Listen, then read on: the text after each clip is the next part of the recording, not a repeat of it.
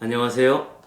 우리를 행복으로 이끄는 8단계 가운데 세 번째 이야기를 시작하도록 하겠습니다. 오늘 주제는 노동은 기도처럼 이루어져야 한다라는 얘기입니다.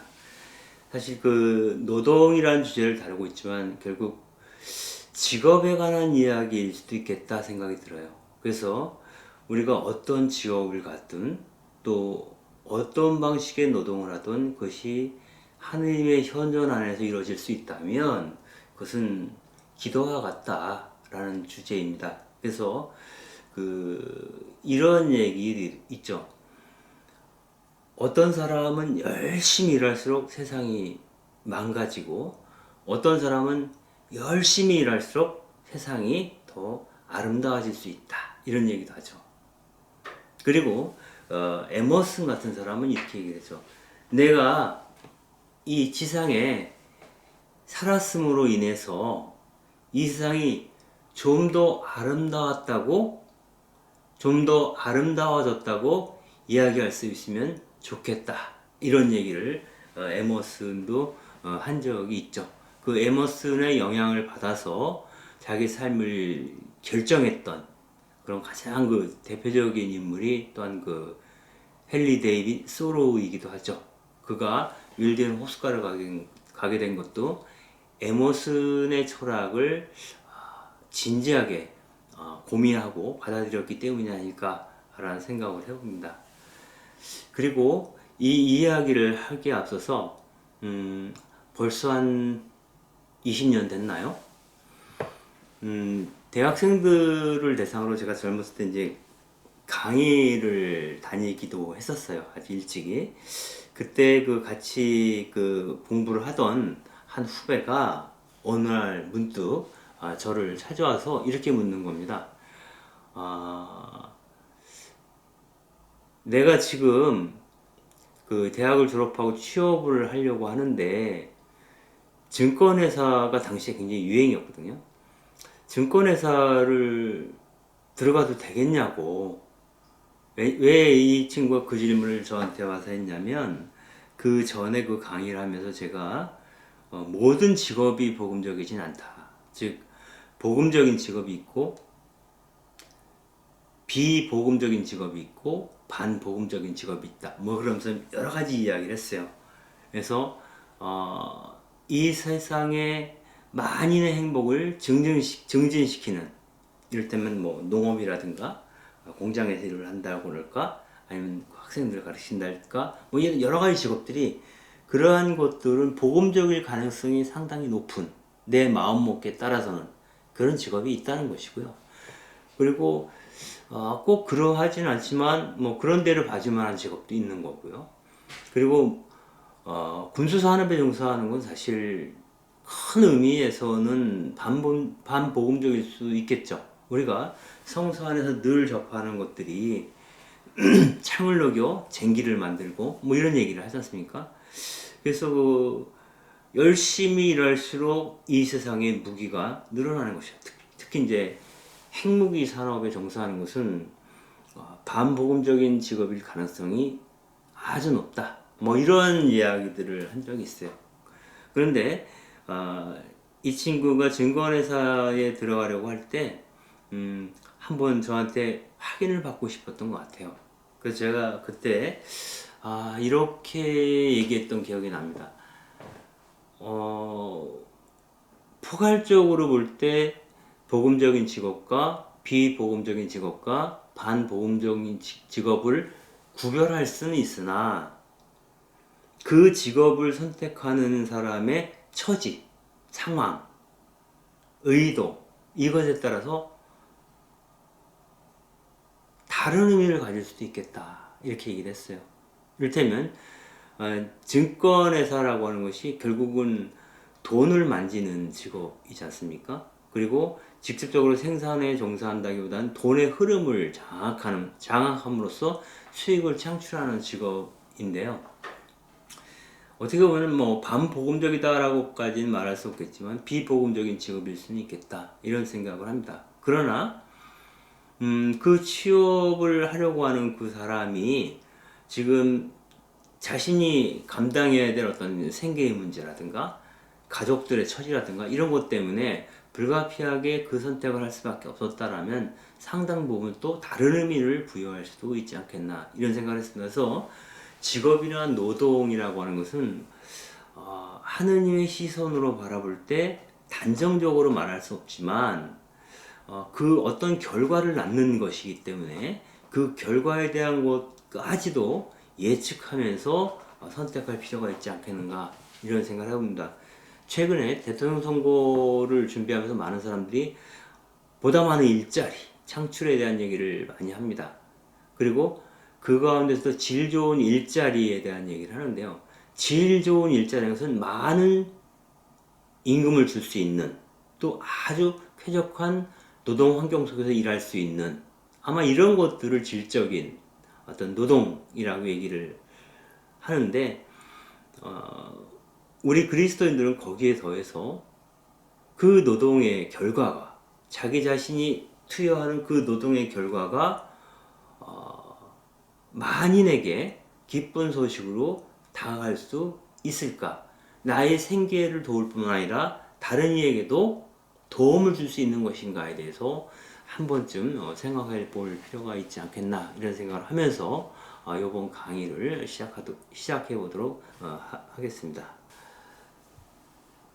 우리가 직업을 갖게 된다면, 취업을 하게 된다면 사실 우리 생활의 많은 시간, 우리에게 주어진 24시간 가운데 최소 8시간 이상을 직장에서 보내게 되죠. 그래서 그 많은 시간을 단순하게 생계만을 위해서 보낸다는 것은 좀 재고해 볼 필요가 있지 않을까 라는 생각이 듭니다.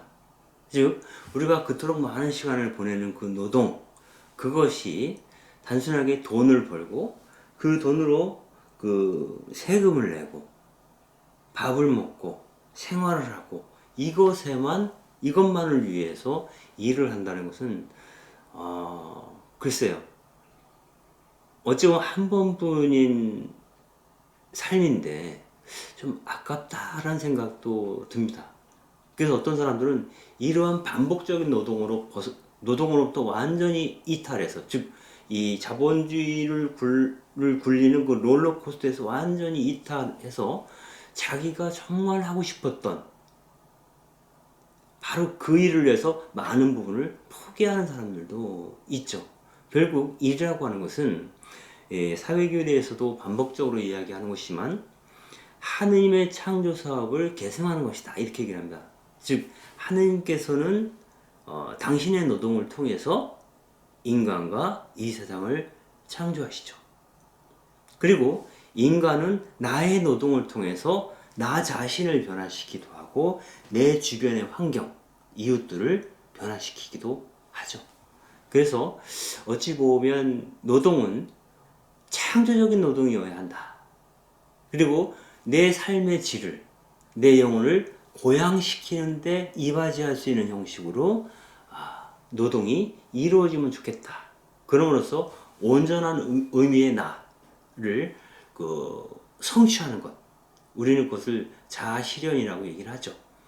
그러한 길로서의 노동을 상정해야 되는 것이 아니냐, 이러한 얘기들을 우리를 행복으로 이끄는 성인들이라는 책을 지은 로버트 헬스버그는 이 책에서 이제 계속 얘기를 하고 있는 주제이기도 합니다.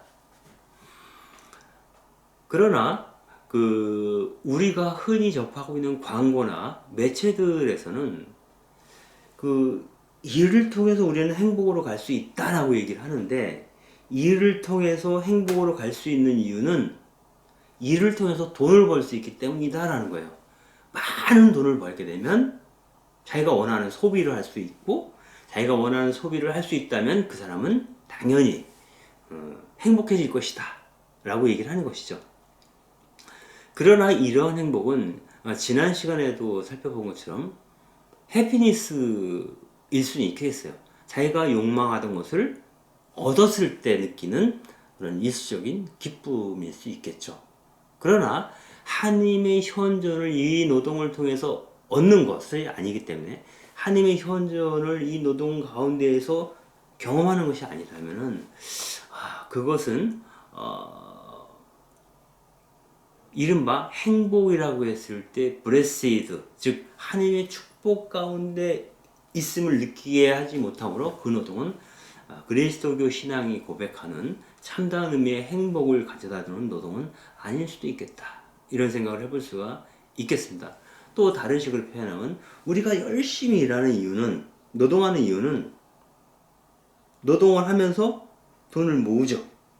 그리고 나서 휴가 때 정말 번듯하게 휴가를 지내기 위해서다. 즉 여가를 위해서 지금 참고 노동을 하는 것이다 라고 하는 생각을 하는 경우도 많습니다. 그러나 이것은 매일같이 일상 속에서 행복을 느끼게 하는 그러한 노동, 의미를 창조적으로 만들어내는 일상 속에서 그 노동과는 상관이 없죠. 단순하게 우리가 노동을 하는 것이 여가에 필요한 돈을 벌기 위해서 하는 것이다 라고 봤을 때 그러한 노동은 참 안타까운 노동이기도 하고, 그래야만 한다면 참 슬픈 노동이다, 또는 왜곡된 노동관이 아닐까, 이런 생각을 해볼 수도 있겠습니다. 사막이나 동굴에서 살던 초기 교회의 그 교부들, 아니면 은수자들의 이야기를 들어보면은 그 은수자들은 일하기 싫은 자는 먹지도 마라 라는 바오로 서간에 나오는 내용대로 살려고 했죠. 그래서 자신의 노동을 통해서 밥을 먹기를 희망했는데 그 노동 자체를 강조한다기보다는 이 노동을 통해서 인간은 자기의 생활을 도울 뿐만 아니라 그 노동을 통해서 내 안에 깊이 도사리고 있던 상처들을 치유할 수 있는 기회를 얻기도 하고, 또 일을 하지 않고 나태하게 지내는 그 나태가 주는 어떤 해독에 대해서도 인지하고 있었던 거죠. 그래서 내 안에 있는 상처와 내 안에 있는 슬픔을 해결하는데 에도 노동이 굉장히 중요한 역할을 한다라는 거죠. 이를테면 제가 1999년도에 서울을 떠나서 귀농을 했습니다. 그래서 6년 동안 전라도 무주에 있는 산천에서 산 적이 있는데, 이때 보면 집안에서 무슨 문제가 생기거나 굉장히 좀 걱정거리가 많아지면 무조건 밭으로 갑니다. 그래서 밭에 가서 호미질을 하다 보면 땀이 비 오듯이 흘러내리죠. 콧등이 차고 안경이 뿌얘집니다. 그러나 그 노동의 과정에서 내가 갖고 있었던 시름이나 어떤 복잡한 어떤 문제들이 내 안에서 좀 투명하고 말끔하게 정리되는 것을 느낍니다. 게다가 노동 후에 나무그늘에 앉아서 쉬다 보면은 살랑살랑 이렇게 불어오는 바람만 피부에 닿아도 굉장히 기분이 다시 리프레시 된다고 할까요? 상쾌해지는 것을 느낍니다. 그래서 노동이라는 것은 단순하게 돈을 벌기 위한 것이기도 하지만 아울러서 그것을 통해서 우리는 어떤 자기 안에 있는 어떤 상처나 슬픔을 이겨낼 힘도 얻게 되는 것이 아니냐라는 생각을 합니다. 여기서 인간이 노동을 하는 이유는 아버지께서 일하시니 나도 일하신다, 이게 예수님 말씀입니다. 즉 아버지께서, 하느님께서도 노동을 하시니 우리 인간도 당연히 노동을 해야 된다라고 하는 어떤 기본 전제를 굳이 떠올리지 않더라도 실질적으로 노동 자체가 우리에게 주는 은총이 있다라는 생각을 해볼 수가 있겠습니다. 이 사막의 교부였던 폴 아바스 같은 경우는 종려나무로 이렇게 바구니를 짜는 일을 했어요. 바구니를 짜다가 그 바구니가 광에 한가득 차면 그걸 다 불태우고 다시 처음부터 바구니를 짜기 시작합니다. 이것은 뭐냐면 이 이야기가 우리에게 말해주고자 하는 것은 인간은 타락하지 않으려면 끝없이 노동을 해야 된다라고 하는 거예요. 그리고 이러한 일이 있어야 한 곳에 오래 머물러 있고 또 그 지루한 노동을 통해서 우리는 거룩함의 길로 찬찬히 나아갈 수 있겠다라는 것이죠. 우리가 볼 때 그 거룩함으로 나아가는 길, 또 그러한 것에 도움을 주는 노동은 아주 유쾌하고 신나고 이러한 것이라기보다는 노동이라는 것 자체가 갖는 속성, 반복적인 노동의 지루함, 혹은 근육 노동이 갖고 있는 고통, 이런 것들을 참고 수행할 것을 요청을 하죠. 즉 노동을 수행하는 것은 일종의 고통일 수 있는데 그 지속적인 고통을 통해서 우리는 내가 이 세상을 위해서 무언가를 하고자 할 때는 이러한 고통을 경과해야 된다, 통과해야 된다라는 관점을 가질 수가 있겠죠. 그러한 의미에서 노동은 우리에게 의미 있는 것으로 다가올 수 있겠다라는 얘기를 합니다. 그래서 로버트 헬스버기는 이렇게까지 얘기를 합니다. 일이나 과제를 수행하지 않으면 우리는 행복할 수 없다. 뭔가 일이 있어야 한다는 거예요. 그리고 행복하지 않으면 우리는 지금의 삶을 지속시킬 수 없다. 그러므로 지금 여기서 나의 삶이 계속되려면 그분이 부르실 때까지 계속되려면 우리는 지금 여기에서 충분히 충만한 기쁨을 누려야 하고 이러한 행복을 위해서는 해야 될 일, 어떤 과제, 다른 말로 미션이 될 수도 있겠어요. 어떤 사명, 소명, 막 이런 것들이 있어야지만이 내 삶의 의미, 또 나의 그 존재의 의미를 느끼게 될 거다라고 하는 겁니다. 그런 의미에서 노동은 영적인 의미를 갖고 있다라고 로버트 헬스버그는 이야기를 합니다. 이와 관련해서 레오 톨스토이의 이야기는 굉장히 중요한 몇 가지 시사점을 우리에게 던져주고 있습니다. 여러분들이 잘 알다시피 레오 톨스토이는 전쟁과 평화나 안나 까레리나라는 소설을 통해서 러시아의 대문호가 되죠. 이 사람은 귀족 가문의 자제였고 상당한 부와 영지를 소유하고 있는 백작이었습니다. 그러나 그런 엄청난 부와 명성을 취득했음에도 불구하고 이 사람 마음에는 거룩함에 대한 갈증을 시킬 수가 없었어요. 그런데 그 자기 안에서 솟구쳐 오르는 그 거룩함의 부분을 늘 만나고 있었던, 즉 귀족층이라는 게 사교계에서 사람들을 많이 만나지 않습니까? 그럼 그 톨스토이가 만났던 많은 귀족들 안에서는 그 거룩함을 발견할 수 없었는데 바로 농민들을 통해, 러시아의 농민들을 통해서 톨스토이는 바로 저게 신앙이지, 저거야말로 하느님께서 원하신 거야, 저것이야말로 거룩한 거야 라고 느끼게 됩니다. 이를테면 그 농민들은 아무리 몸이 피곤해도 고달파도 아침 일찍, 해가 뜨면 아침 일찍 일어나서 밭을 가서 온종일 일을 합니다. 그리고 기본적으로 내가 고통스럽게 노동을 하고 있지만 인생이라는 것은 선한 것이다 라고 하는 확신을 갖고 있어요. 그래도 그분께서 우리를 살펴주시지. 언젠가 제가 이런 얘기를 한 적이 있는데요. 러시아 같은 경우에는 거의 10세기 이후에 그리스도교 신앙을 받아들였죠. 그때 같이 시작된 것이 이콘에 대한 특별한 의미부여입니다.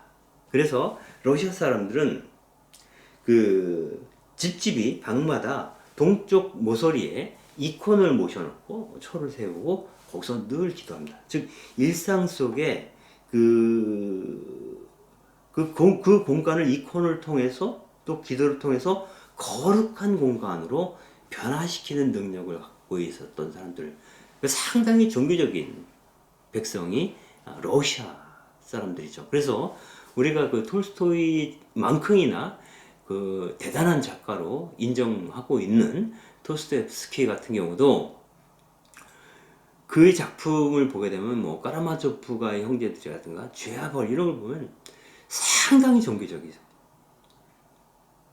어쩌면 그들이 너무너무 종교적이기 때문에 러시아 혁명을 성공시킬 수 있었는지도 몰라요. 그런 소비에트 연방이 정말 복음적이냐, 이거는 이제 두 번째 문제이고요. 민주의 삶을 개선하고 그들을 어떤 농노와 같은 삶으로부터 해방시키기 위한 어떤 그 절실한 갈망, 그 열망을 갖게 된 것은 종교적인 동기가 굉장히 컸다라고 보는 것이고요. 아마 그런 흐름 안에서 톨스토이도 있었던 것 같아요.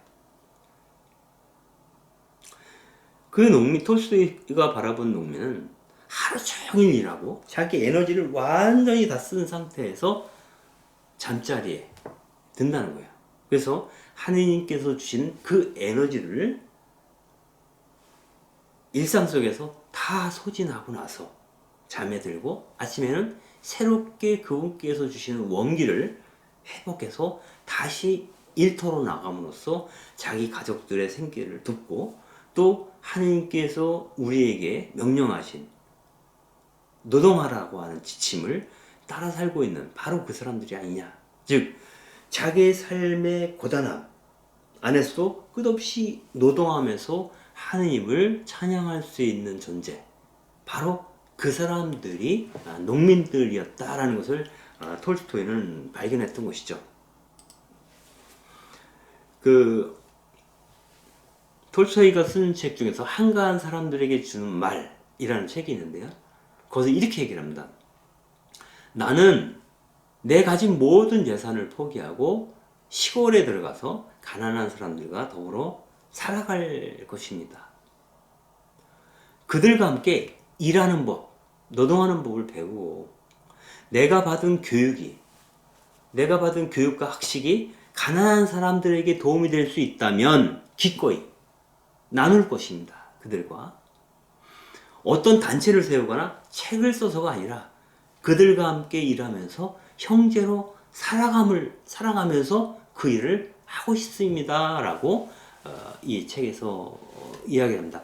결국 그 톨스토이는 그 상트페테르부르크를 떠나서 자기의 영지인 야스야나 폴라냐라고 하는 영지로 돌아가서 농민들처럼 농민복을 입고 소박하게 살았죠.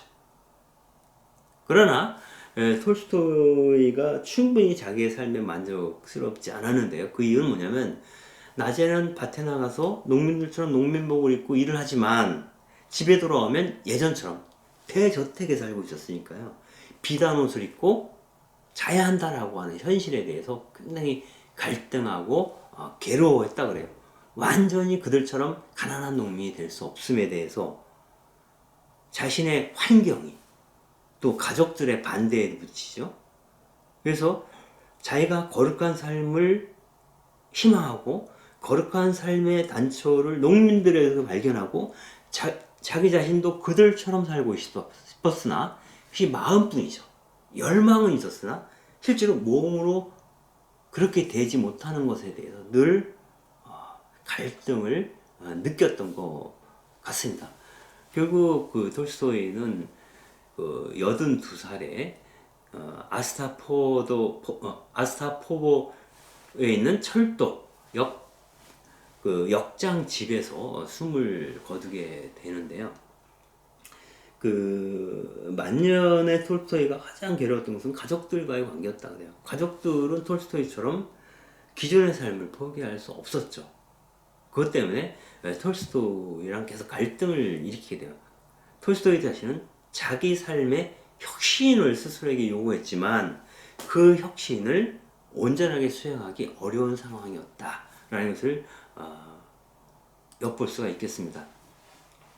근데 이 톨스토이가 그런 생각을 하게 된 계기는 50대 경이에요. 50대에 들어서서인데 그 톨스토이는 그 가족의 만류에도 불구하고 혼자서 오막살이로 나중에 결국은 물러나 살게 되죠. 그래서 농민복을 입고 신발을 깃는 그런 일들을 했다고 합니다. 그리고 자기가 쓴 책, 전쟁과 평화라든가 까라마조프가 형제들 이런 까라마조프가 형제들은 뭐 거의 죽기 직전에 내놓은 책이니까 그 이전에 썼던 많은 책들의 저작권을 포기하고 누구든지 이 책을 읽을 수 있도록 개방을 해놓죠. 그래서 일종의 톨스토이는 카피레프트, 저작권을 요구하지 않는 작가, 첫 번째 작가라고 볼 수도 있겠습니다. 근데 이 문제 역시 이제 가족들과의 갈등, 합의를 보기 쉽지 않은 내용이었습니다.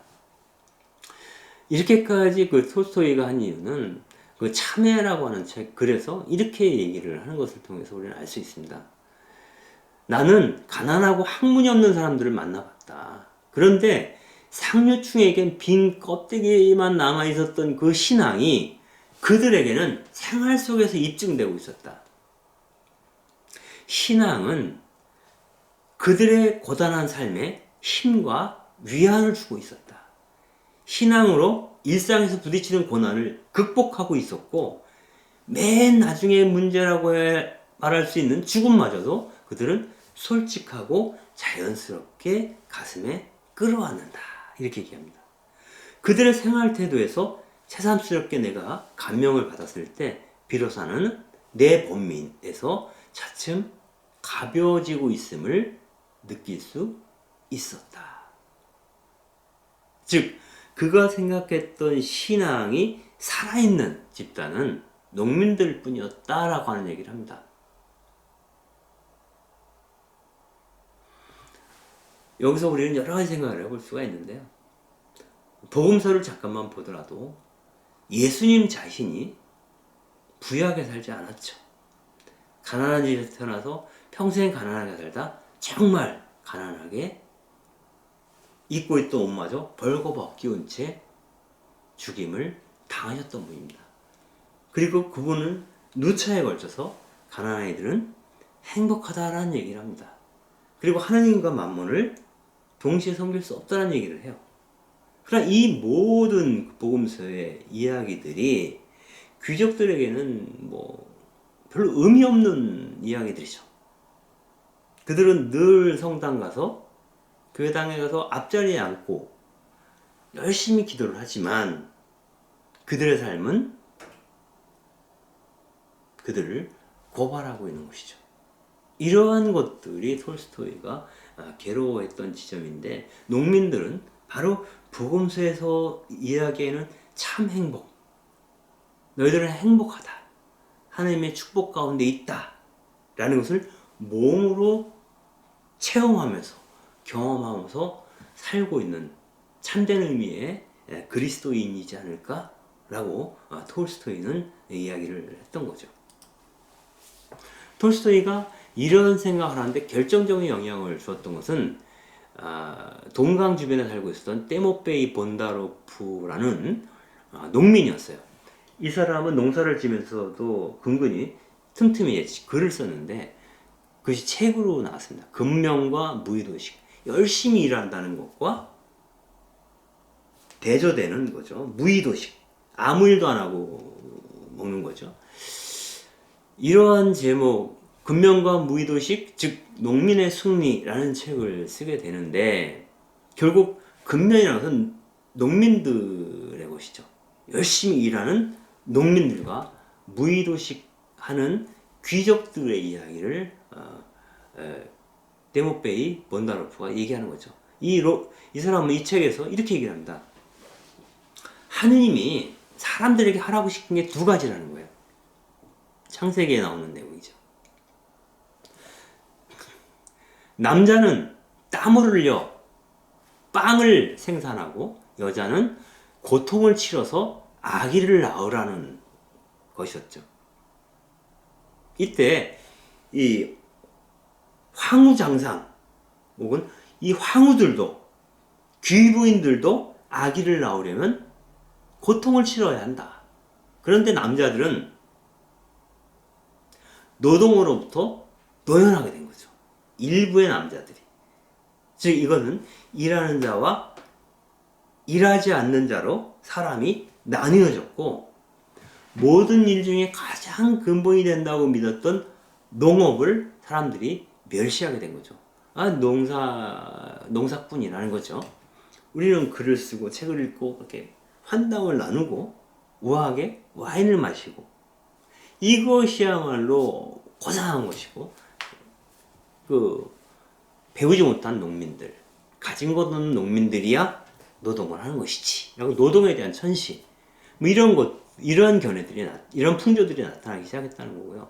그 이유는 이 농민들이 생산해내는 빵을 돈만 있으면 살 수 있기 때문이다라는 거예요.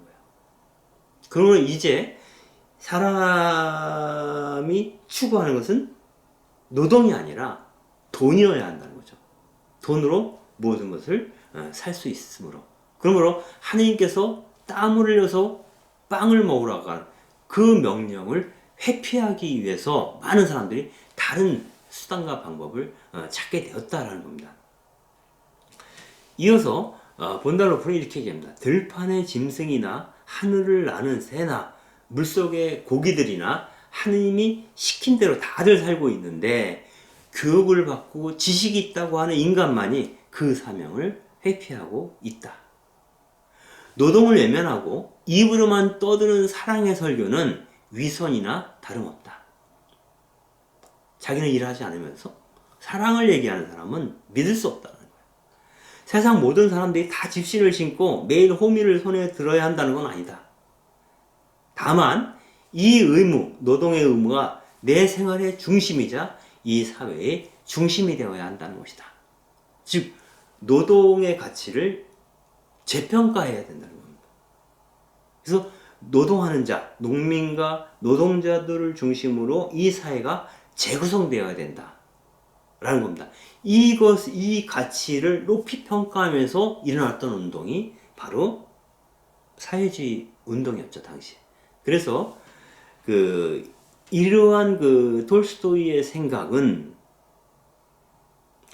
러시아 혁명에 정신적으로 지대한 영향을 미치게 되었다라고 이제 역사가들은 얘기를 합니다.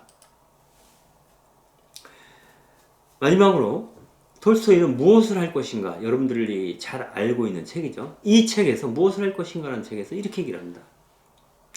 많은 노동자들이 쓰레기를 나르거나 뒷간 청소를 하는 것이 부끄러운 일이 아니고, 오히려 동포들에게 그것을 나르게 하는 것, 뒷간통이나 쓰레기통을 치우게 하는 것이 오히려 부끄러운 일이다.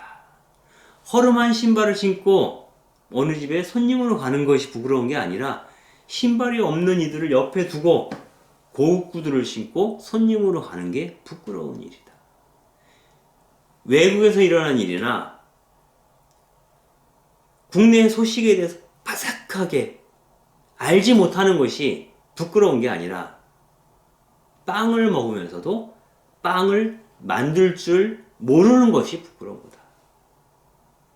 더러운 손을 가지고 있는 것이 부끄러운 게 아니라, 흙이 묻어서 더러워진 그 손을 갖고 있는 게 부끄러운 게 아니라, 손바닥에 일을 하지 않아서 굳은 살이 없는 것이 오히려 우리에게는 부끄러운 일이 되어야 한다.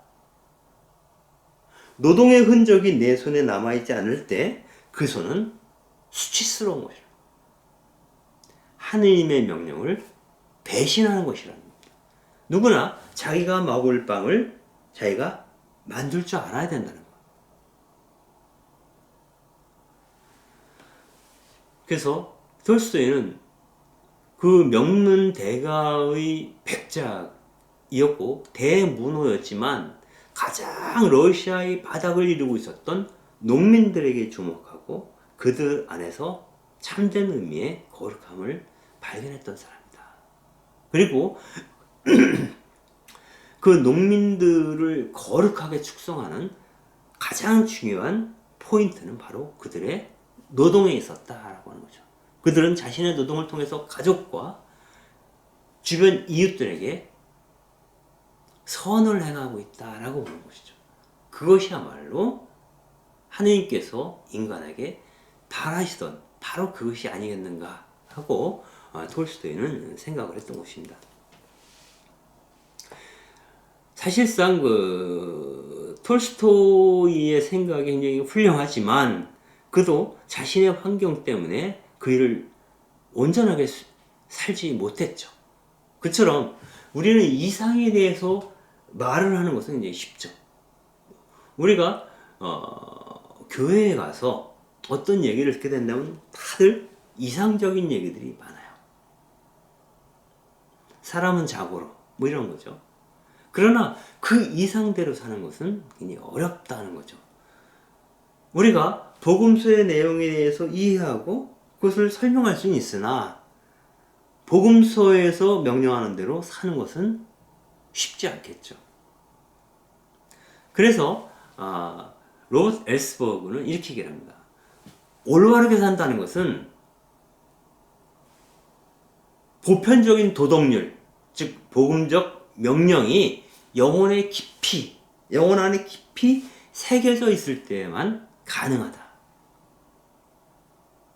복음적 지향이, 복음적 명령이, 복음적 요청이 내 살에 켜켜이 박혀 있어야, 깊이 새겨져 있어야 마치 습관처럼 복음을 행할 수 있어야 우리는 올바른 삶을 살 수 있다.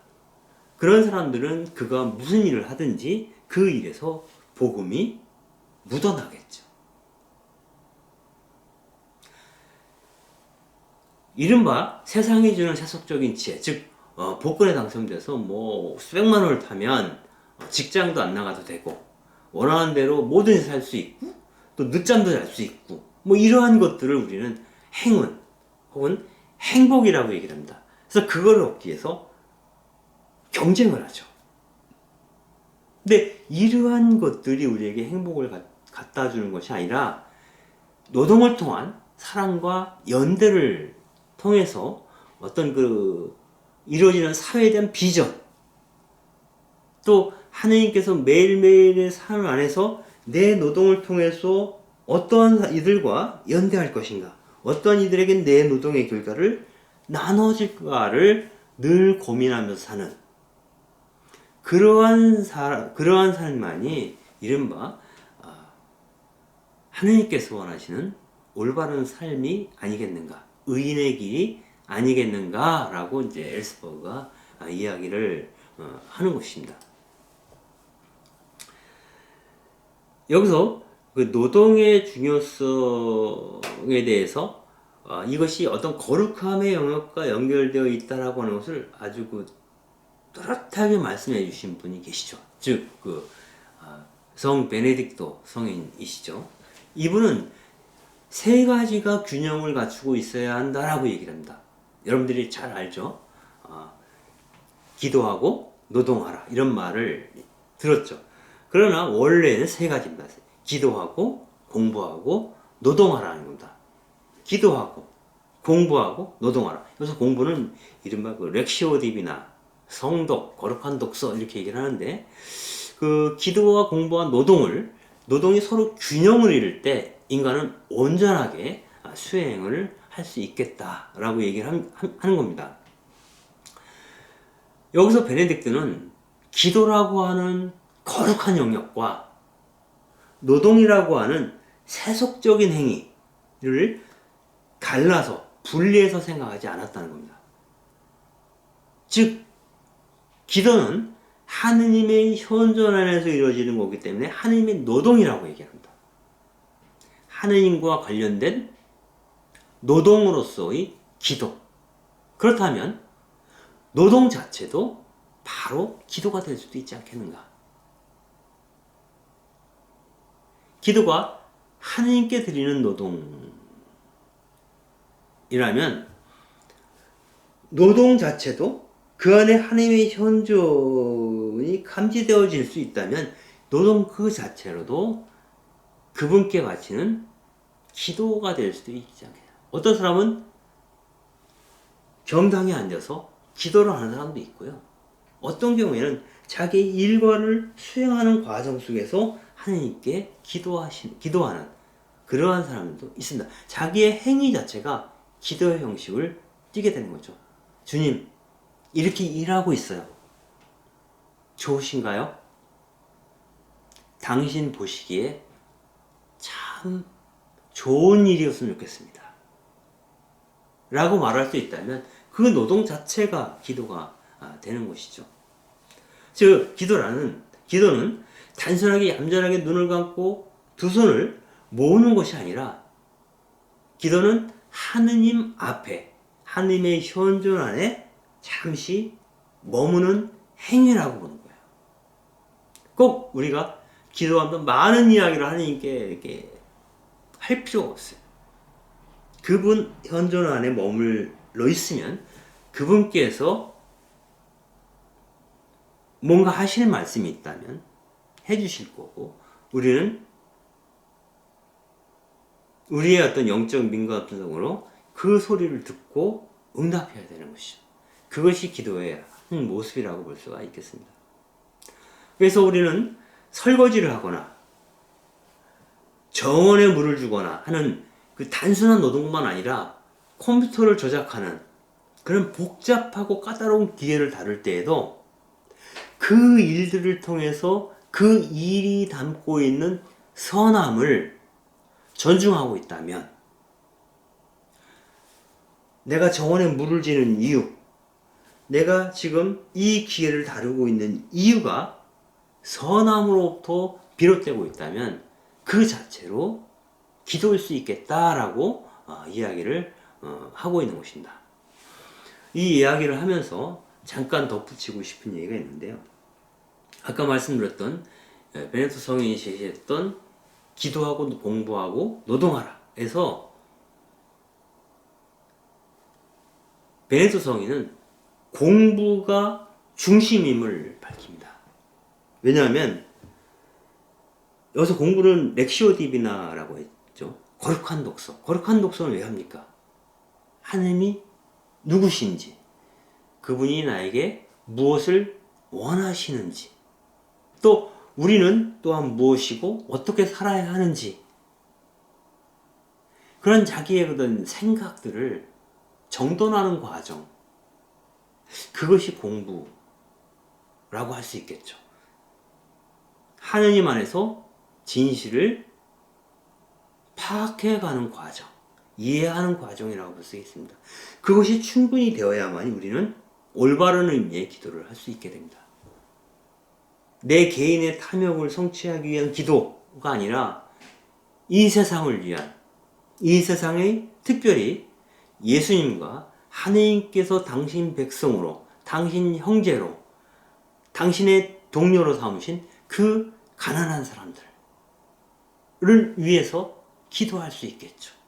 내 욕심을 채우기 위한 기도가 아니라, 즉 제대로 된 올바른 의미의 그분께서 그래 라고 받아들일 만한 기도를 할 수 있으려면 그분을 알아야 되죠. 공부를 해야 되고요. 그 다음에 내가 어떤 구체적인 일을 할 때에도 그 일의 결과가 꼭 복음에 부합된다라고 볼 수가 없습니다. 그랬을 때 내가 하는 일에 복음적인 일이 되기 위해서라도 내 일의 목적, 내 일의 과정을 제대로 다루기 위해서는 공부가 필요한 거죠. 그래서 공부를 중심에 두고 기도와 실천 혹은 노동이라고 하는 양날개로 우리의 인격을 감싸 안을 수 있을 때 우리는 참 행복으로 가는 구원의 여정에 들어서게 되는 것이다 라고 말할 수 있겠습니다.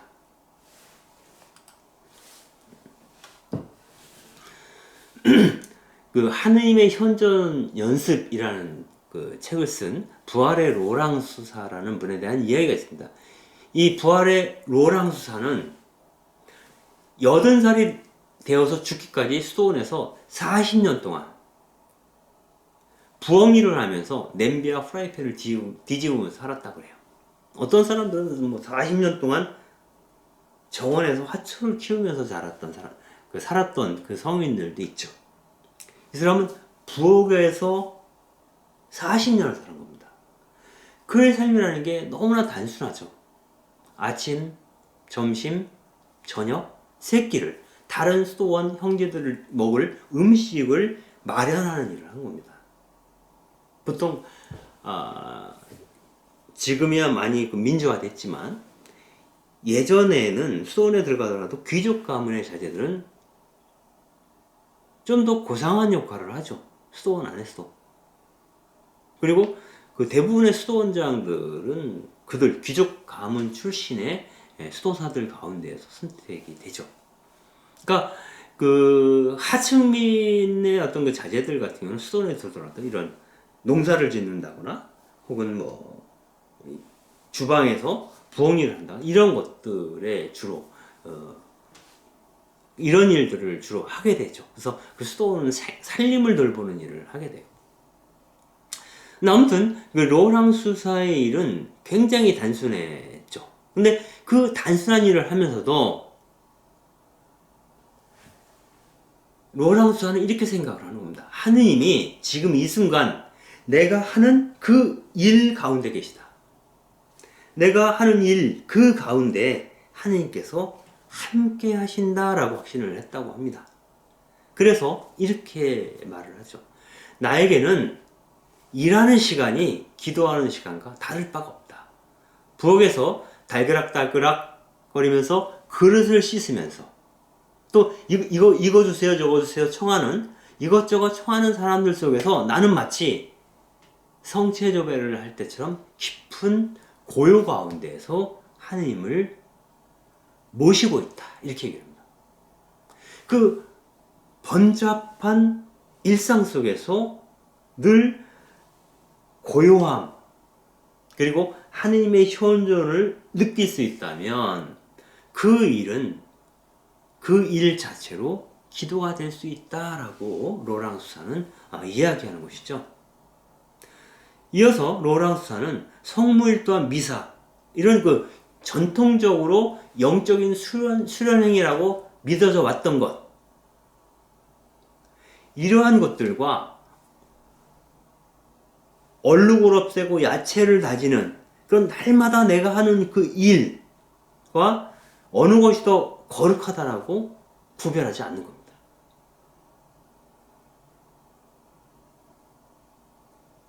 어찌 보면 성무일도를 드리고 미사 전례를 행하면서 하나님이 우리에게 주신 은총에 감사드리고 부족한 것을 탄원하는 그런 것들이 성무일도와 미사라고 한다면 이러한 것들은 내 삶이 전제된 위에서 행할 수 있는 거죠.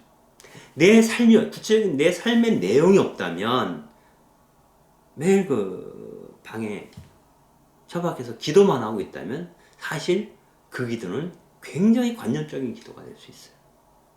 내 생활이 있고서 그 생활을 기반으로 해서 이 생활에 대한 감사와 탄원 그것이 성무일도와 미사를 통해서 그분께 봉헌되어야 되는 게 아니야. 그분께 전달되어야 되는 것이 아니냐라는 생각을 해볼 수 있습니다. 이와 관련해서 그냥 지나가는 말로 한마디 덧붙인다면 우리가 미사 때 이른바 보편제한 기도를 하죠. 대부분의 본당에서는 그 보편제한 기도를 그 매일 미사책에 나오는 거 그냥 몇 사람이 나눠서 읽어요. 근데 그 보편제한 기도라는 것이 그렇게 하다 보니까 너무 추상적이에요. 주님, 이 세계의 평화를 위해서 기도합니다.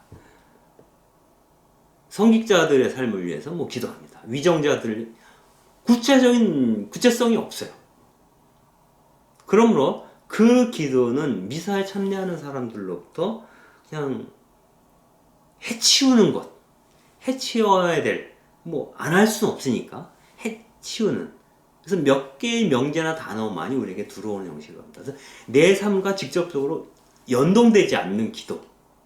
가장 대표적인 게 보편제한 기도죠. 그래서 이 보편제한 기도도 요즘 같은 경우는 우크라이나 전쟁이 빨리 해결되기를 바라는 이런 건 굉장히 구체적이죠. 그러한 형식으로 가야 되고요. 그래서 매일미사 책에 있는 기도가 아니라 매주 우리가 보편적으로 드려야 될 기도가 뭘까를 고민해서 직접 짧게 몇 줄 안 되더라도 써서 그러면 얼마나 좋을까 이런 생각을 해봐요. 그래서 신자들의 일상이 묻어날 수 있는 기도를 공동체의 차원에서 함께 드리는 것 그것이 그 보편제한 기도가 되면 얼마나 좋을까 이런 생각을 해봅니다. 그래서 우리의 삶을 지탱할 수 있는 것, 지탱하고 있는 것과 그분께 어떤 그 전통적으로 드리던 기도 내린 미사와 성물도가 구체적으로 연동될 수 있도록, 연결될 수 있도록 재구성될 수 있다면 참 좋겠다, 이런 생각을 잠깐 해봅니다. 로랑수사는 이렇게 얘기를 했죠. 거룩함에 이르는 길은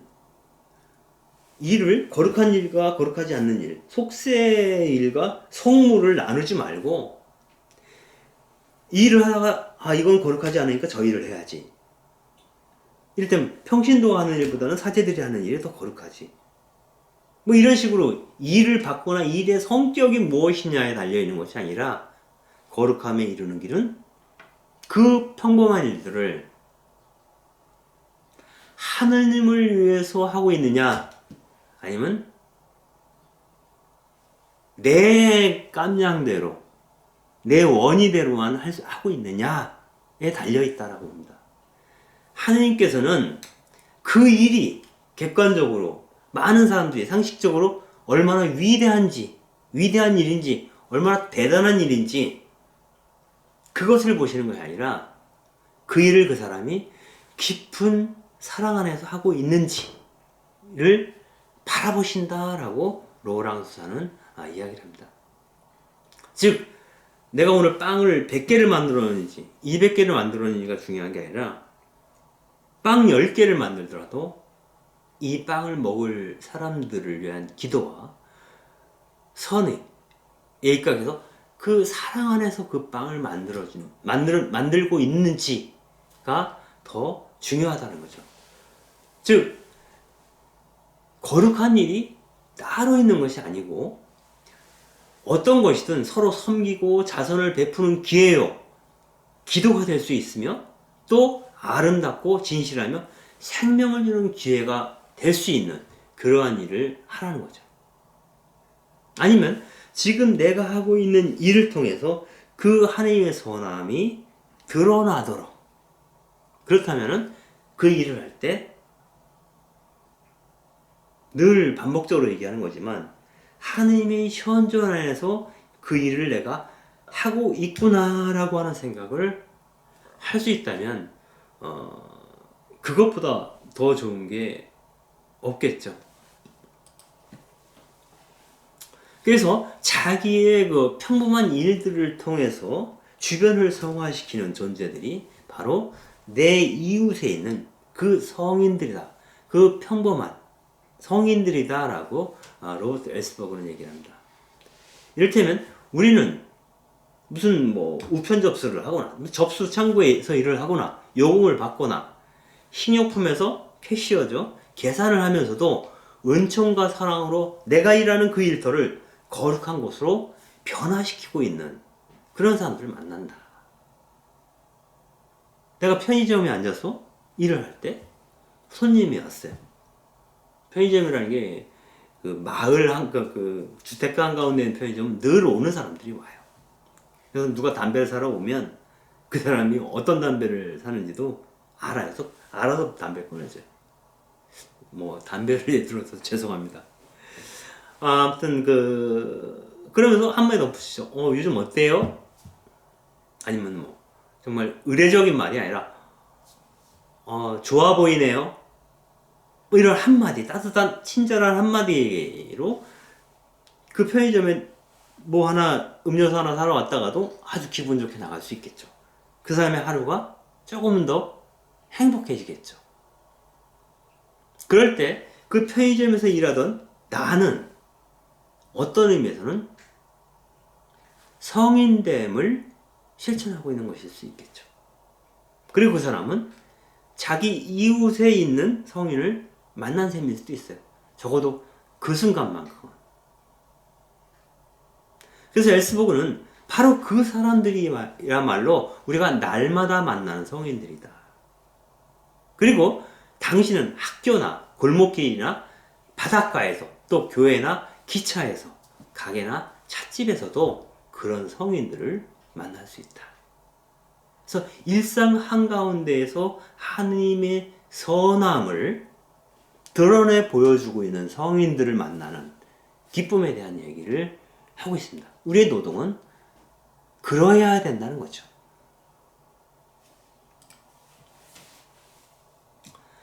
토마스 머튼은 성인이 된다는 것은 나를 실현하는 것이다 라고 얘기합니다. 거룩함과 구원의 문제는 내가 누구인지 발견하고 참된 나 자신을 찾는 것이다 이렇게 얘기를 합니다. 그건 뭐냐면 성인이 되고 거룩해진다는 것은 나 자신을 찾는 것, 자아를 발견하고 실현하는 것인데 내 안에 깊은 곳에 있는 것이 누굽니까? 바로 하느님이시죠. 내 안에 있는 그분을 발견하고 그분의 선함을 실현하는 것이 거룩함으로 가는 길이고 성인이 되는 길이라고 머튼은 이야기하는 거죠. 그런데 내 안에 있는 하나님의 선함을 드러내고 그분을 발견하기 위해서는 꼭 정해져 있는 길이나 직업이 있는 것은 아니다. 사제가 돼야지만 혹은 수도자가 돼야지만 아니면 뭐 어떤 다른 고상한 직업을 가져야만 우리는 그분을 만날 수 있는 게 아니다라는 거죠. 누구나 다 자기 고유한 길을 갖고 있다는 거죠. 성 안토니오는 사망을 통해서, 성 베네딕토는 수도원 생활을 통해서 프란치스코와 성글라라는 철저한 가난을 통해서 그 사람들만의 고유한 길을 걸어서 하나님께 갔다라고 엘스버그는 이야기를 합니다. 그리고 우리 모두가 다 거룩한 사람이 되게 십자가에 못 박힐 필요도 없다는 거예요. 중요한 것은 지금 내가 하고 있는 그 일을 하나님의 현존 안에서 하는지, 하나님의 선함을 드러내는 방식으로 하고 있는지, 내가 음식을 하나 요리를 하더라도 정말 이 음식을 먹을 사람들에 대한 그 친절과 선의를 갖고 만들지 않는다면, 비록 그 빵 공장에서 빵을 만드는 것은 직업이고 또 그걸 통해서 생계를 위한 월급을 받기도 하지만 그건 그거고, 내가 일하는 순간 이 빵이 누구에게 갈지 모르지만 이 빵을 먹은 자에게 축복이 있기를 이라고 마음속으로 습관적으로 되뇌일 수 있다면 이미 그 사람은 거룩함의 길로 가고 있는 것이다 라고 이야기를 하는 것이죠. 여기서 그 유영주 시인의 시를 한 편 읽고 이어가겠습니다. 유영주 시인은 가장 큰 목수라는 시를 통해서 예수님은 십자가에 못 박힘으로써 가장 위대한 목수가 되었다 이렇게 얘기를 합니다. 근데 어쩌면 이 유영주라고 하는 분은 원래 목수입니다. 그래서 목수의 길, 목수 일을 하면서 목수 일을 하는 이 시인은 자신의 고유한 길을 걸어서 가다 보니 예수님이 이런 분이셨구나 라고 알게 된 건 아닐까? 라는 것을 짐작케 하는 시가 있습니다. 이 시를 한번 읽어보겠습니다. 예수 그리스도는 스스로 못 박힘으로써 세계에서 가장 큰 목수가 되었다. 그도 처음 목수 일을 배울 때에는 무수하게 자신의 손가락을 내리쳤으리라. 으깨어진 손가락을 장갑으로 감추고 20년 가까이 세상 공사판을 떠돌아다닌 우리 주 용주 그리스도. 지금 그의 일당은 45,000원이다. 하루 한 편 온몸으로 시를 쓰는. 하루 한 편씩 온몸으로 시를 쓰는 것처럼 그는 하루 일당 45,000원을 받고 손가락이 으깨어지는 아픔을 느끼면서도 목수 일을 하죠. 그 일을 하면서 예수님도 나처럼 목수 일 하실 때 이러셨겠구나 라고 느끼는 거예요. 그러면서 많은 이들은 다른 사람을 못 박죠. 다른 사람의 가슴에 망치질을 하죠. 근데 예수님은 자신의 몸을 나무 삼아서 못질을 했던 사람, 못질을 당했던 사람이에요. 그래서 나무와 일체가 되었던 이 세상의 가난한 사람들, 못 박힌 사람들과 일치하셨던 그분 예수 그리스도를 발견합니다. 그리고 그분의 모습은 나의 모습을 닮아 있고 나는 그분의 모습을 닮아 있는 것은 아닐까? 여기서 목수일이라고 하는 것이 바로 그리스도와 유영주 시인을 연결시켜주고 있다라고 볼 수가 있겠습니다. 그래서 우리는 자기가 지금 하고 있는 일을 통해서 어떻게 그리스도를 엿볼 수 있을까? 만날 수 있을까? 그분의 흔적을 더듬을 수 있을까? 그분이 느꼈던 고뇌와 고민과 또 그 가운데서 간간히 새어나오던 그 기쁨, 과연 그것은 어떤 것이었을까를 생각해 볼 수 있다면 모든 노동이 우리를 그분에게로 이끌지 않을까 하고 생각해 볼 수 있겠습니다. 샤를드 푸코는 또 이렇게 얘기합니다. 하느님은 우리 모두를 거룩하고 완전해지라고 초대하시면서 당신을 더 가까이 따르며 당신 뜻에 복종하라고 부르십니다. 그러나 하느님은 모든 영혼이 똑같은 일을 하면서 각자의 사랑을 당신께 보여야 한다고 요구하지는 않으십니다. 당신이 나를 사랑하는가? 그렇다면 이렇게 라고 그리스도께서 얘기하지 않으신다. 각자의 고유한 길을 걸어서 각자의 사랑을 그리스도께 드려야 한다는 겁니다.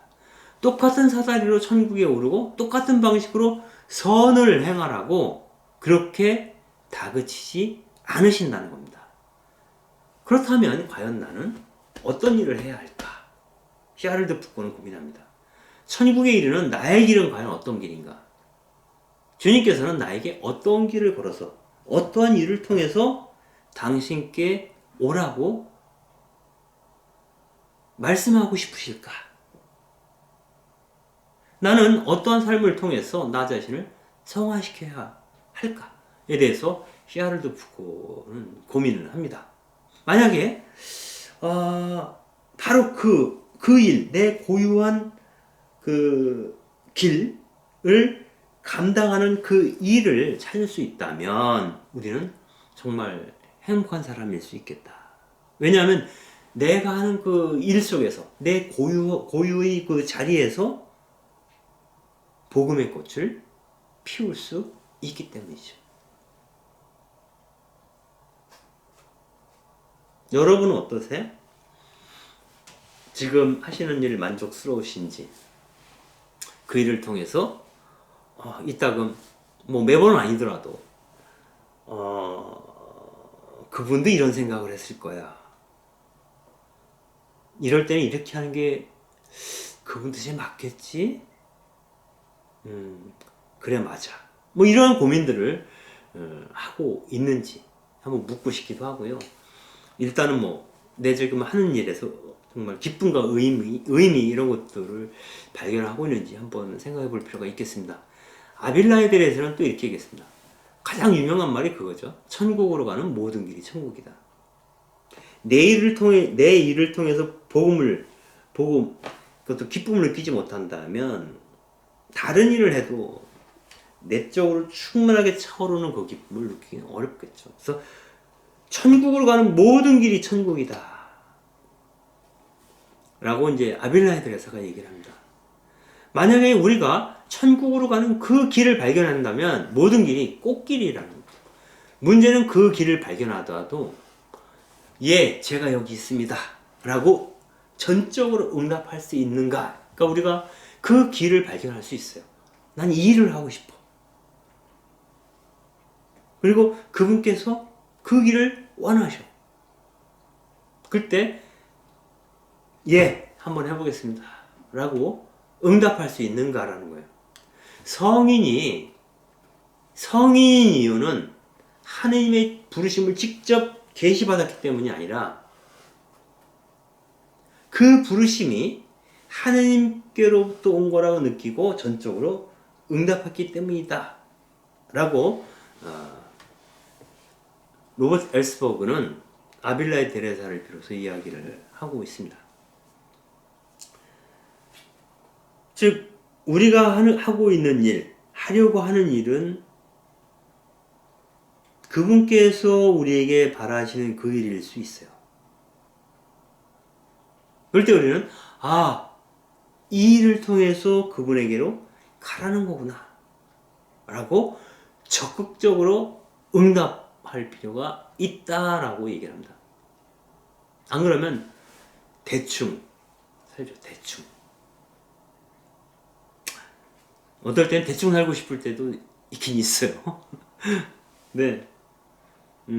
가끔씩, 매번 아니더라도 가끔씩.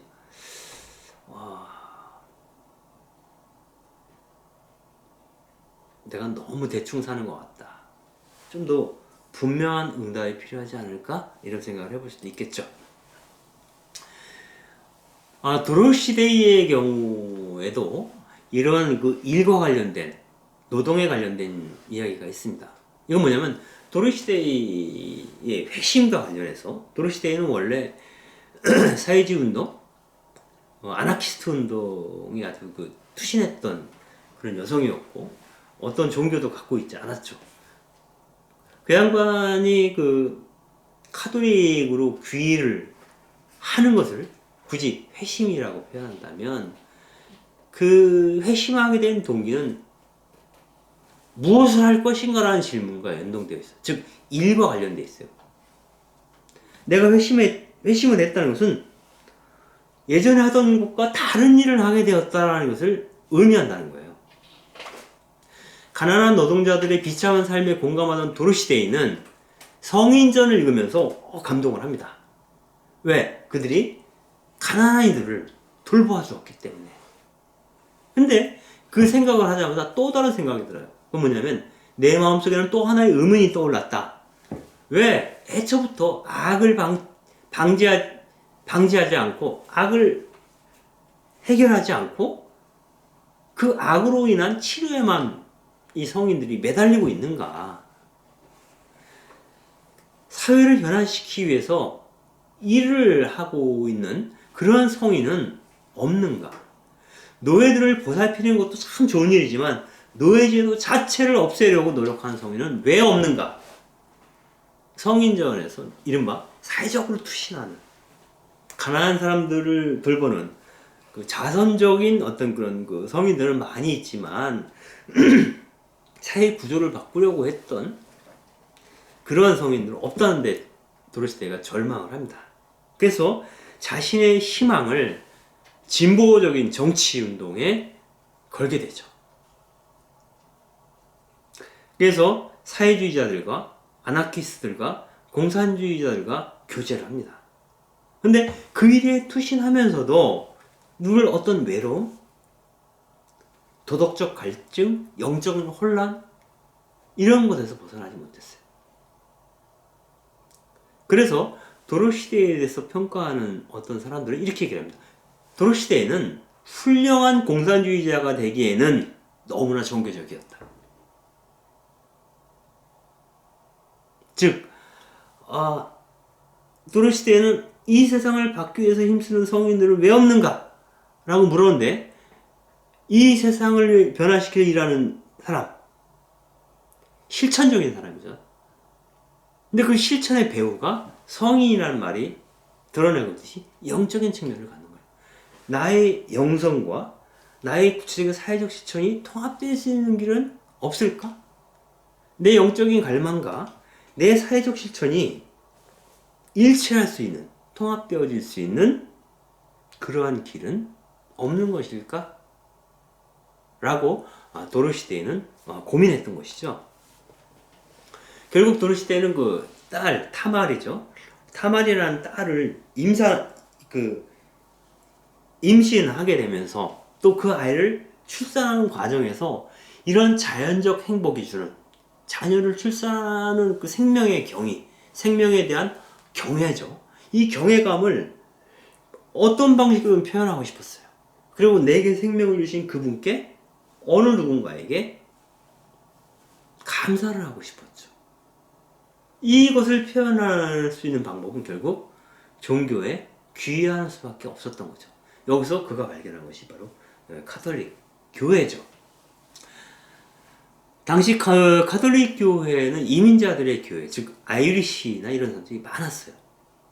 그래서 어떻게 보면 미국 사회에서는 뭐 대통령이 이번에 그 바이든 대통령과 예전에 그 케네디 대통령 이 두 사람만 카톨릭 신자고 나머지는 다 개신교 신자 아닙니까? 즉 카톨릭은 미국 사회에서 비주류에 속해 있었죠. 즉 난민들의 교회라고 볼 수가 있는데 이 미국 교회가 주류 사회에 편입하기 위해서 굉장히 애를 씁니다. 그래서 애국주의도 굉장히 강조를 합니다. 미국 교회 같은 경우에는 기본적으로 카톨릭 교회는 도로시데이가 활동할 때 이미 부자들의 교회요, 기득권자들을 옹호하는 교회로 많은 사회주의 운동을 하는 사람들이 낙인을 찍고 있었죠. 그래서 도로시데이가 카톨릭 교회에 입교한다는 것은 곧 노동자들에 대한 배신으로 사람들에게는 읽혔습니다. 그 모든 것, 기존에 함께 일하던 그 동료들과의 관계가 단절되는 것을 무릅쓰고 입교를 하게 되는 것이죠. 게다가 조지 앤 포스터라고 하는 타말의 아버지죠. 이 사람도 이제 아나키스트였는데 이분이 그렇게 얘기해요. 네가 아이를 영세시킨다면, 또 아이를 낳는다면, 처음에는 아이를 낳는 것부터 반대를 했어요. 카톨릭이 귀의하는 것도 반대했어요. 다음 나와의 관계를 청산해야 될 거다. 그러나 자기의 어떤 그 개인적인 사랑마저 포기하면서 교회로 들어가죠. 그 안에서 동료를 그런데 찾지를 못해요. 그러니까 카톨릭 교회의 전례, 카톨릭 교회의 영성, 복음적 가치에 대해서 굉장히 높이 평가하는데 카톨릭 교회 그 자체의 행위에 대해서는 동의할 수가 없는 게 너무나 많았던 거예요. 그 시대에는. 그리고 자신처럼 사회적 실천과 신앙을 통합시킬 수 있는 길에 대해서 고민하는 사람을 처음에 만나지 못합니다. 그래서 계속 외롭게 갈등하면서 교회 생활을 하죠. 결국은 1927년에 워싱턴까지 행진하는 시위자들을 따라서 취재 겸 따라갔다가 워싱턴의 카톨릭 대학교 안에 있는 성모 무용대 원주 없이 잉태되신 마리아 성당에서 이런 기도를 하게 됩니다. 도로시데이가 내가 갖고 있는 달란트, 이 재능을 동료 노동자들과 가난한 사람들을 위해서 사용할 수 있도록 내게 길을 열어 주세요 라고 기도를 합니다. 그리고 집에 돌아오니까 며칠 전부터 이 집에 찾아왔던 사람이 있었던 거예요. 그 사람이 바로 피터 모린이죠. 피터 모린은 원래 프랑스 사람이고요. 프랑스에서 수도에 계시다가 어떤 사회적 행동에 대한 관심 이런 것들을 갖고 결국은 캐나다를 통해서 미국까지 망명을 했던, 망명이라는 밀항이죠. 밀항을 해서 이제 이 광산 노동자로 살면서 아무튼 바닥일이란 건축일을 하면서 막 그 일을 하면서 틈틈이 계속 도서관에서 책을 읽죠. 그래서 피터 모린 같은 경우는 그렇습니다.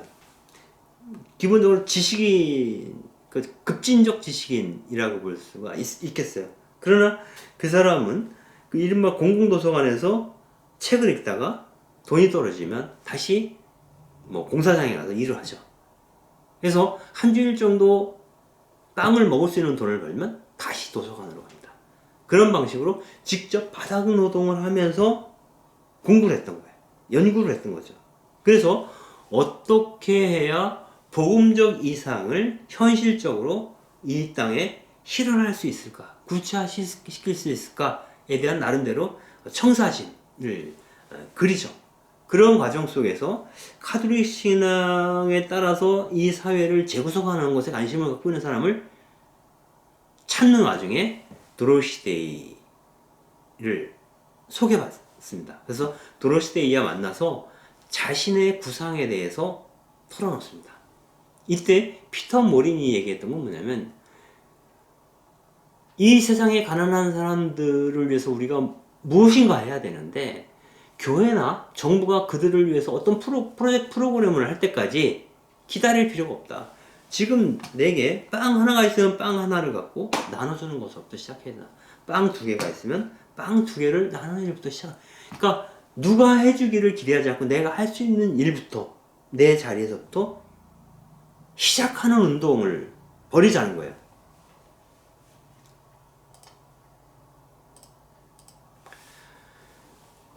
그리고 당장의 필요에 응답하는, 그 가난한 사람들을 위해서 가난한 사람들의 당장의 필요에 응답하는 운동, 즉 환대의 집과 같은 그런 운동뿐만 아니라 이 세상의 평화를 정착하기 위한 그런 운동도 해야 된다는 것이고, 내 눈앞에 있는 그 가난한 사람들을 그리스도로 알아보고 사람들이 좀 더 선해지기 쉬운 사회를 이 땅에 만들어보자.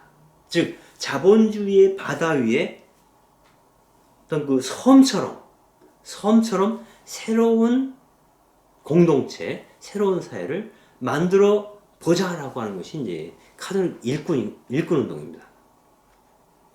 그래서 이것을 피터 모리는 뭐 그린 레볼루션이라고 얘기해요. 즉 녹색 혁명. 예전에 그 피터 모린의 이지 에세이를 번역할 때 그것을 녹색 혁명 그러면 이제 생태주의랑 연결 직접 되기 때문에 오해 소지가 있어 푸른 혁명이라고 번역을 한 적도 있습니다. 아무튼 이 피터 모린의 구상은 뭐냐면, 복음적 이상을 현실 가능한 어떤 그 사회적 구조를 어떻게 실현할 수 있을까? 그것을 위해서 1차적으로 그리스도께서 가난한 이들과 자신을 동일시하셨던 것처럼 당장의 필요를 요구하는 그런 가난한 이들의 요청에 응답할 수 있고, 또 이 세상을 구조적으로 바꿀 수 있는 운동을 해보자는 겁니다.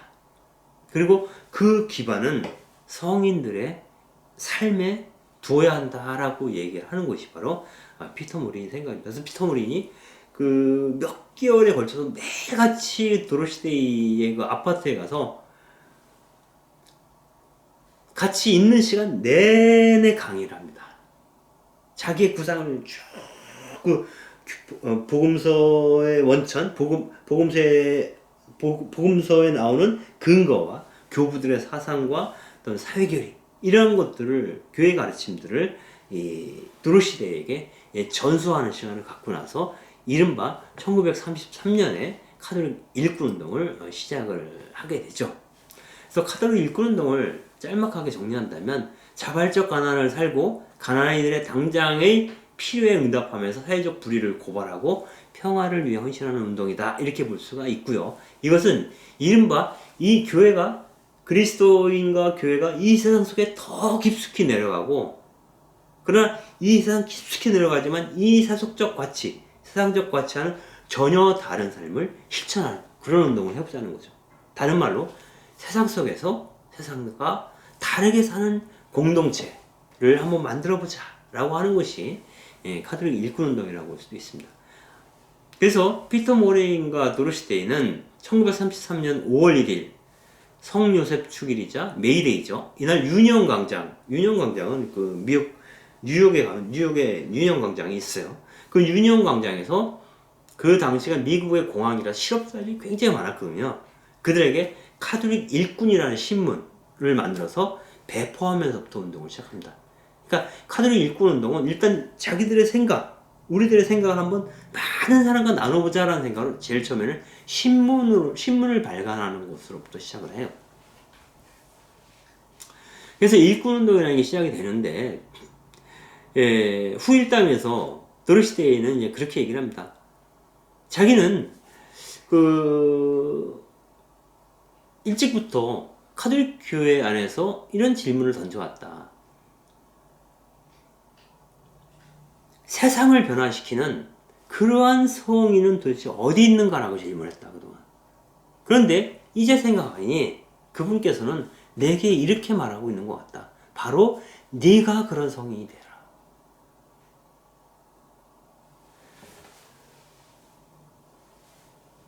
도르시데이는 이제 그런 얘기를 하죠. 그리스도인들의 삶의 목적은 성인됨에 있다. 이런 얘기를 합니다. 이것은 뭐 머튼의 생각이기도 하고 헨리 나웬의 생각이기도 하고 뭐 그렇죠. 많은 이들이 그렇게 생각을 하죠. 사실은. 그래서 그러한 의미에서 급진적 카톨리시즘이라고 볼 수 있어요. 많은 그리스도인들이 평신도들은 자신들의 영성을 사제들에게 주교들에게 위탁해버리죠. 그래서 그들을 중재자로 삼아서 내가 그들의 성성의 떡고물이라도 좀 받아 누리고자 하는 그러한 열망들을 사실 많이 갖고 있어요. 그래서 그 평신도들은 기도하고 봉헌하고 기도하고 봉헌하고 착하게 사는 것, 이것을 이상으로 삼아요. 거룩함으로 나아가는 것까지는 많은 이들이 생각하지 않습니다. 그래서 테르툴리아누스 교부 같은 경우는 그리스도인들의 삶의 목적이 지옥을 면하는 데 있지 않다, 이렇게 얘기를 합니다. 지옥까지 않기 위해서 신앙생활을 하는 게 아니라는 거예요. 하느님과 닮기 위해서 그리스도를 따라 사는 삶을 살아야 하는 것이고, 그것이 곧 거룩함으로 나아가는 길이다. 이것은 곧 복음서에서 예수님께서 아버지께서 완전하신 것처럼 너희도 완전해져라 라고 하는 말과 연결되어 있는 말이죠.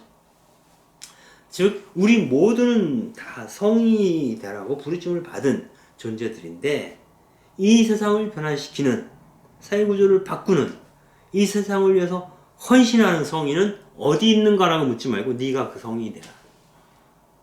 여러분들도 그런 생각 해볼 때 있어요. 아, 교회에서 이런 사람들이 있으면 좋겠다. 교회가 이런 일을 했으면 좋겠다. 이런 생각을 할 때가 있어요. 그럴 때는 그냥 내가 할 수 있는 것을 하는 것이 중요하다는 거예요. 그게 시발점이 돼서 그것이 정말 하나님께서 바라시던 그 일이라면 그 일이 커지겠죠. 그분께서 원하시는 일이 아니라면 길을 가다가 돌아서야 되겠죠. 아무튼 그 일을 시작하시는 분도 그분이시고, 그 일을 성장시키시는 분도 그분이시고, 그 일을 매듭 지으시는 분도 그분이라고 믿는 게 신앙이라고 생각한다면, 일단 첫 돌, 그 부르심을 받았을 때 첫 돌을 놓는 것은 우리가 해야 된다. 거기에는 아마도 조금의 용기가 필요하지 않을까 라는 생각하고, 이 말씀 드리면서 저도 막 찔리는 게 좀 많이 있습니다. 가톨릭 일꾼운동을 한다고 지금 거의 한 6년 됐는데, 사실 신문하고 웹진을 만드는 거, 그리고 뭐 여러 가지 강좌를 통해 사람들과 이제 공부하는 거, 그 외로 사실 충분히 삶으로서 실천적인 활동을 해오지 못한 것에 대해서 과연 어떤 것이 가능할까 고민을 많이 하고 있는데, 그 첫 돌을 놓는 게 그렇게 쉽지가 않습니다. 그래서 누군가 나와 함께 그 첫 돌을 놓는 작업을 하고자 하시는 분들이 있을까? 이런 부분들을 살피는 과정이기도 하고요.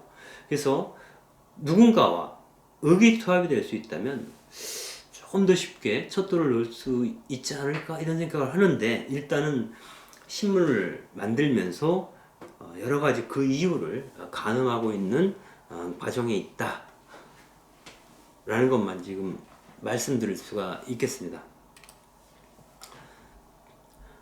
도로시데이는 우리가 봤듯이 아나키스트로 살다가 카톨릭 운동에 대한 그 부르심을 받았죠. 그래서 어떤 부르심을 받는다는 것은 그 내가 지금 하고 있는 일에서 그 일을 더 발전시키는 것일 수도 있고, 다른 방향으로 방향을 트는 것일 수도 있어요. 같은 일을 해도 이전과 다르게 그 일을 할 수도 있겠죠. 근데 이런 모든 어떤 그 부르심은 어떤 것을 통해서 오냐면, 때로는 책을 통해서, 때로는 어떤 사람을 통해서, 혹은 어떤 경험을 통해서 오기도 합니다. 어쩌면은 우리를 행복으로 이끄는 성인들이란 이 책도 우리에게 그 하느님에 대해서, 또 우리가 무엇을 할 것인지, 어떻게 살아야 할 것인지, 그리스도인이란 도대체 무엇인지를 얼핏 알게 하는 그런 부르심의 한 형태로 여러분에게 다가올 수도 있겠죠. 그러나 직접적으로는 사람을 통해서 그러한 부르심을 느끼는 경우가 상당히 많습니다. 이 캘커타의 마더 데레사 같은 경우는 버림받은 사람들을 직면하면서 이른바 그 우리가 알고 있는 사랑의 선교회를 시작하게 되는데, 이런 것들을 당신을 수도자로 부르셨던 그 부르심 속에서 그 부르심을 더 한 단계 더 깊게 들어가라고 하는 부르심 속에 부르심이었다라고 얘기를 하고 있죠. 여러분들이 지금 무언가 하고 있을 겁니다.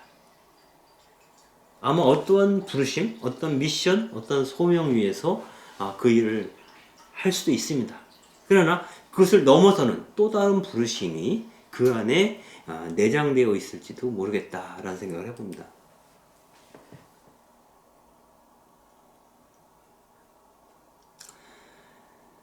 로버트 헬스버그는 이 부르심을 회심의 기회라고 얘기를 하고 있고요. 이 부르심은 어떤 일의 형태로 우리에게 다가온다라고 얘기합니다. 그래서 이렇게 얘기를 하죠. 나 자신이 그동안 무엇으로 밥벌이를 하고 어떤 방식으로 나 자신을 실현해 왔다라고 우리가 장담하고 있더라도 난 이거에서 밥 먹고 있어. 그리고 이거 하면서 나는 너무나 자기 실현하고 있어 라고 스스로 믿고 있지만, 그 상황에서도 아주 뜻밖의 전혀 다른 부르심을 만날 수도 있겠다라고 얘기를 합니다.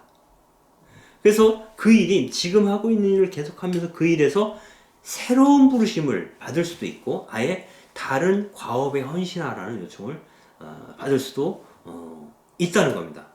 여기서 로버트 엘스버그는 회심이라고 하는 것은 단순하게 죄에서 돌아서는 것만을 의미하는 것이 아니라, 거룩함을 찾는 사람들에게 회심이란 참된 부르심, 어떤 참된 일, 내 고유한 길을 발견하는 것, 그리고 그 길로 걸어가기 시작하는 것, 그것이 바로 회심이다.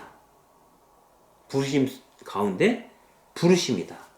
거룩한 일, 성무다. 이렇게 이야기를 하는 것입니다. 이런 새로운 일을 찾거나 내가 하는 일 속에서 더 깊은 의미를 발견하는 것은, 이러한 회심들은 어떠한 그 모습을 띠고 있냐면, 엘스버그는 이렇게 얘기하죠.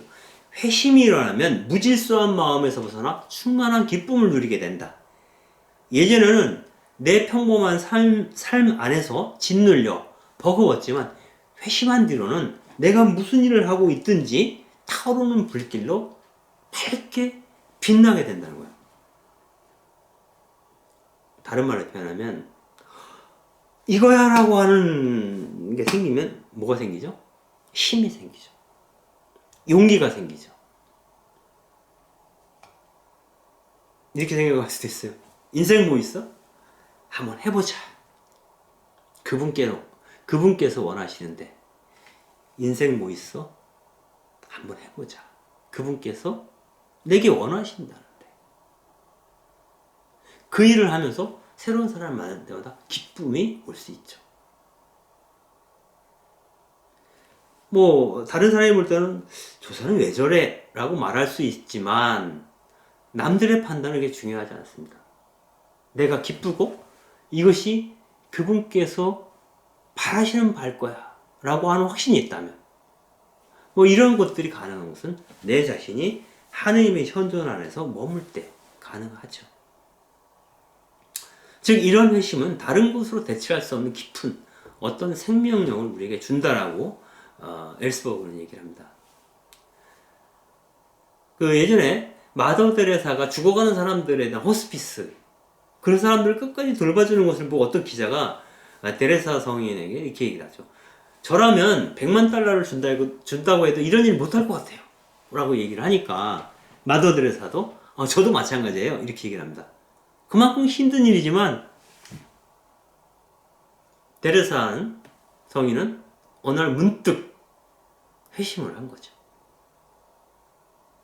그래서 그들을 돌보는 게 너무 큰 기쁨으로 이제는 다가오는 거죠. 처음부터 그러진 않았을 것 같아요.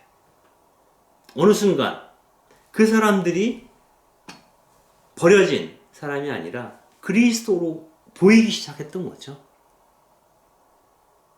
내가 신실한 신앙이라면 이 사람이 그리스도로 보이기 시작하면 그에게 무엇이든 갖다 주고 싶지 않겠어요? 그의 손을 잡아주고 싶겠죠. 그와 포옹하고 입맞추고 싶겠죠. 내가 정말 그분을 사랑하고 그분을 따르고 싶다면 그것은 나의 그 깊은 곳에서 차오르는 그 충인한 기쁨을 만드는 원천이 되죠.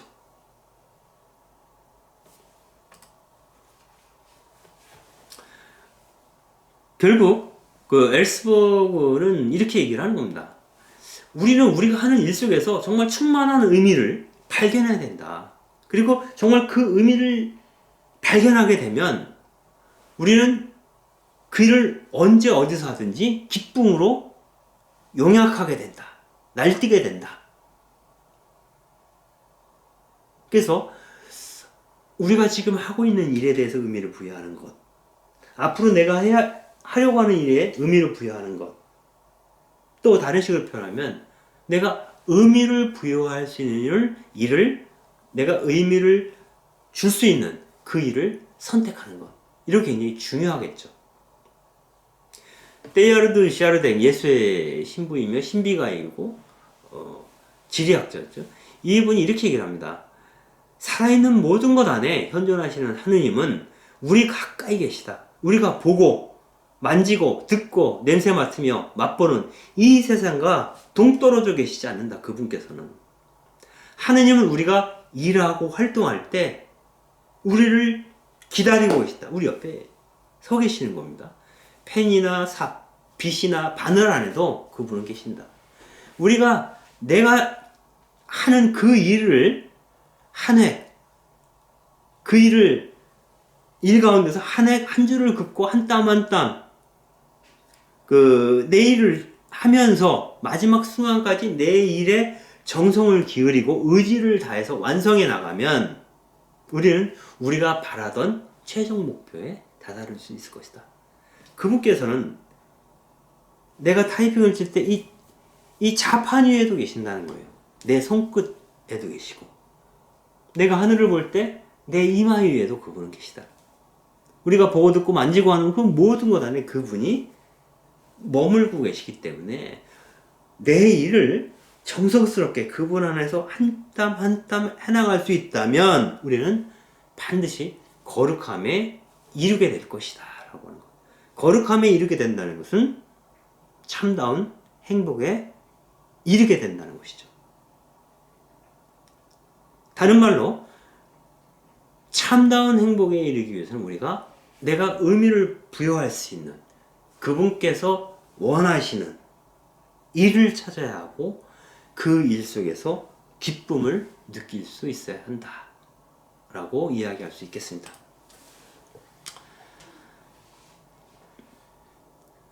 마이스터 에크하르트는 거룩함이라고 하는 것은 우리가 해야 할 일을 마음을 다해 기쁘게 하는 것이다 라고 얘기합니다. 즉 우리의 노동이 기쁨을 낳지 않는다면 그 노동은 그 사람을 거룩함으로 이끌지 않는다는 거죠. 매일 지겨워하면서 설거지를 하고 있다면 그 일은 그 사람을 거룩함으로 이끌지 못하죠. 도로스테이가 이제 기쁨의 의무라고까지 얘기를 했는데, 내가 내 그 작은 일을 수행하는 과정 속에서 차오르는 기쁨을 느낄 수 있다면, 아, 내가 그분과 가까이 있구나 라고 생각해 볼 수 있을 것 같아요.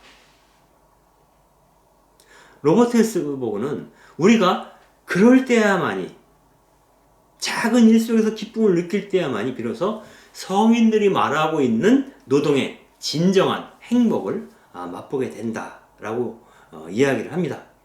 결국 중요한 것은 내 고유한 길, 내 고유한 노동을 통해서 기쁨으로 충만한 하나님께 이르는 거룩함에 닿아야 한다는 것입니다. 그게 바로 그리스도인들이 가야 할 목표다라고 로버트 엘스버그는 얘기를 합니다. 종합하자면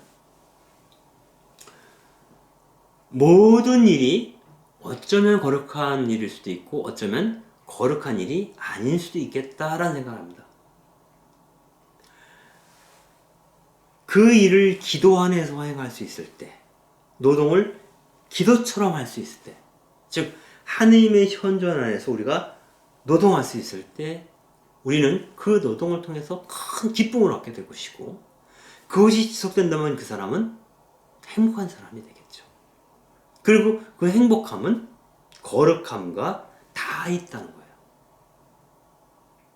여기서 중요한 것은 내가 지금 하고 있는 일 안에서 그분을 만날 수 있을까? 라고 먼저 고민해야 돼요. 두 번째는 만약 그렇지 않다면 내가 기쁨이 차오르는 거룩함을 느낄 수 있는 일은 어디 있을까라고 생각해 봐야죠. 때로는 내가 하던 일을 멈추고 다른 일을 선택해야 될 수도 있어요. 혹은 내가 지금 하던 일 속에서 그 깊은 차원을 우리가 깊은 차원으로 진입해 들어갈 수도 있겠죠. 그래서 결국은 내가 하고 있는 이 노동이 나에게 또 그분께 어떤 의미, 어떤 뜻이 있는 것일까? 라고 충분히 고민할 수 있을 때 우리에게는 노동이 주는 어떤 그런 뭐랄까 힘, 위로, 방향성, 가치 뭐 이런 것들을 되새겨 볼 수 있는 기회가 될 수 있을 거라고 생각합니다. 오늘 이 시간 여러분들이 함께 해주셔서 감사합니다. 오늘 이야기는 여기서 마치겠습니다. 감사합니다.